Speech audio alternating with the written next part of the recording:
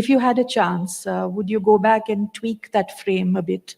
Would you include perhaps a few brother judges in it, or the leader of opposition in it? Would you redo that frame if you could?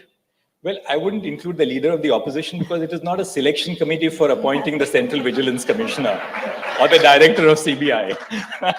So, so I wouldn't do that. The other thing, contrary to what people feel, on occasions such as marriages, occasions such as deaths, there are social visits. When my mother passed away, I had a visit from the political head of the executive in my state where I was Chief Justice. What do you speak on the occasion? The Chief Minister didn't know me or my mother. You just come and sit for 5 minutes, express a little bit of, a sobering thought, and leave. These are just elementary courtesies which are followed in the system. And so long as we accept that, I think we must accept that we have this, our judiciary has a sense of maturity. We've been all around for years and years. Members of the political executive visit homes on the occasion of marriages. Likewise, we are invited when there are marriages or, other events which are going on. The fact of the matter is, as I said, deals are never cut like this. So please trust us. We are not there to cut deals. And the ultimate guarantee of our good behavior lies in the written word which we produce. Does that written word make sense? Is it consistent with the Constitution? We may err. To err is human. And it's for everyone in society to judge a particular case which we have decided, whether we have decided rightly or wrongly. That's a different thing altogether. But to sort of cast, sort of impute motives to judges is perhaps denigrating the system.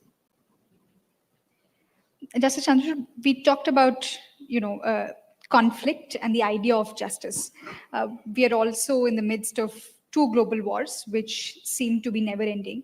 And like you said, the same law that was applied differently in colonial times is applied very differently now.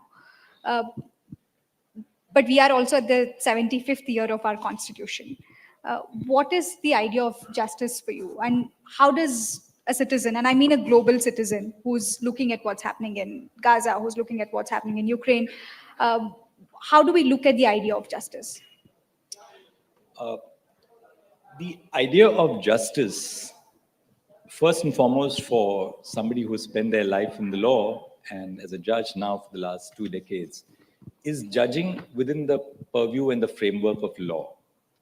In the sense that when you deliver justice or you're trying to unravel the complexities of a case, you have to apply some fundamental values in order to define the notion of justice. Now, what are those values? Those values, to my mind, are the values which are given to us by the Constitution.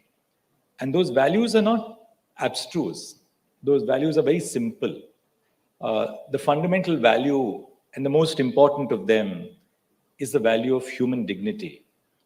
Valuing every life as equal to another life. Fraternity. Valuing the fact that we are all a diverse melting pot of ideas, cultures, religions, social frameworks. That's fraternity and bringing us all together.